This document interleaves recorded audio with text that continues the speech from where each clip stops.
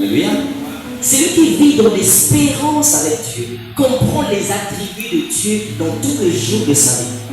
Et ces attributs de Dieu ne restent pas accrochés dans le ciel, mais ces attributs de Dieu viennent et s'installent en lui, commencent à lui montrer comment cela se fait chaque jour. Écoute, regarde bien la Bible. La Bible nous montre l'histoire d'un serviteur et de son maître. On dit que le serviteur dormait près de l'arche de l'alliance. Souvenez-vous de ça. Et le serviteur était en train d'écouter la voix qu'on l'appelait. Il avait la connaissance, il connaissait Dieu. Mais il n'avait pas de l'espérance avec Dieu. Il a fallu que son maître puisse lui dire, écoute, moi je connais. Je vis avec lui chaque jour.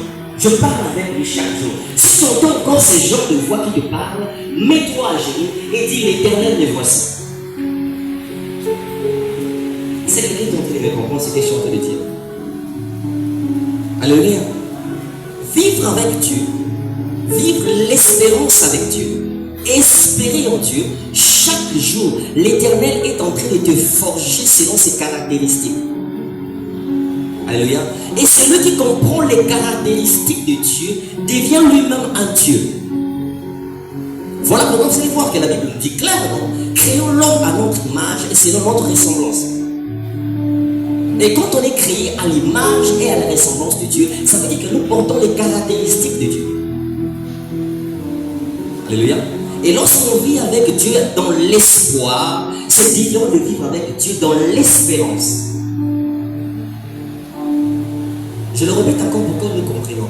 On ne vit pas par espoir, mais on vit par l'espérance. L'espérance, c'est la vie de chaque jour. Alléluia. Vous allez voir que lorsque vous commencez à vivre dans l'espérance, Dieu commence à se révéler. Il ne se révèle pas seulement de la personne qu'il est Dieu, mais il se révèle selon ses attributs et ses caractéristiques. Alléluia. Regardons dans la Bible, vous allez voir que dans Exode 3, Moïse dit ceci. Mais tu es en train de m'envoyer si ces gens-là pour leur dire que quelqu'un m'a envoyé. Mais que dirais-je à ce peuple? Qui m'a envoyé? Vous allez voir que Dieu dit à Moïse, dis-leur que je suis m'a envoyé. Alléluia. Celui qui vit dans l'espérance, il saura dans sa tête que je ne marche pas seul. Même lorsque je marche dans la vallée de l'ombre de la mort, je ne suis pas seul, je suis avec quelqu'un. Même lorsque les choses ne marchent pas, lorsque même les choses ne tiennent pas, non, il y a quelqu'un qui est là près de moi. Vous allez voir que dans la Bible, lorsqu'on parle de Yahweh, lorsqu'on présente l'éternel Yahweh, ça veut dire que le Dieu qui est. Et ces choses, on ne peut pas les connaître si nous ne vivons pas par l'espérance. Alléluia.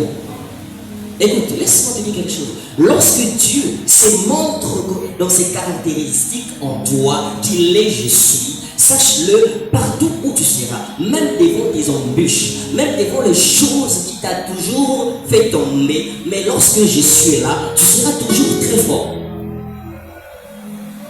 Écoute, tu seras en mesure de faire crouler les murs de Jéricho, parce que tu n'es pas seul. Voilà pourquoi vous allez voir même dans la Bible, lorsqu'Israël allait combattre, Israël n'avait pas peur. Il avait peur de rien. Parce qu'il savait que derrière lui, il y avait un homme qui est au-dessus de tous les hommes. Il y avait un Dieu qui était au-dessus de tous les dieux. Ah, regardez encore, je vais vous expliquer ça. Vous allez voir deux caractéristiques de personnes. Les gens qui vivent avec espoir et ceux qui sont dans l'espérance. Vous allez voir que Saül vivait dans l'espoir, mais David était dans l'espérance. Alléluia. Parce que chaque jour de la vie de David, l'Éternel s'est montré dans plusieurs façades. Vous allez voir que même devant Goliath, Saül était en train d'avoir l'espoir qu'on peut vaincre cet homme. Mais David avait de l'espérance. Il sait déjà que je ne suis pas seul. Quand j'allais combattre avec les lions et les ours, il y avait quelqu'un qui était avec moi, qui m'aidait, qui me montrait comment combattre ce genre de type de personnes. Et devant Goliath, je ne peux pas avoir peur. Parce que c'est des choses que je fais déjà. C'est quelqu'un me comprend. Écoute, dans le tétragramme du mot Yahweh, il est ce qu'il est aujourd'hui. Alléluia. Et comme dans ce tétragramme, il est Yahweh, il est je suis, c'est pourquoi lorsque David se présentait devant Goliath, il n'avait pas peur. Il savait qu'il n'était pas seul. Est-ce que jeune, tu peux vivre dans l'espérance avec Dieu? Est-ce qu'il y a un jeune qui peut commencer à vivre l'espérance de Dieu dans sa vie?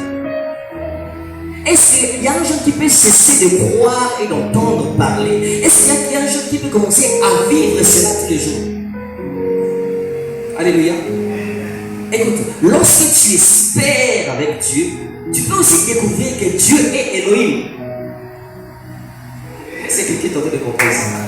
Dans l'espérance avec Dieu, tu peux comprendre que Dieu n'est pas seulement Dieu, mais il est aussi Elohim. Elohim qui traduit la plénitude de Dieu.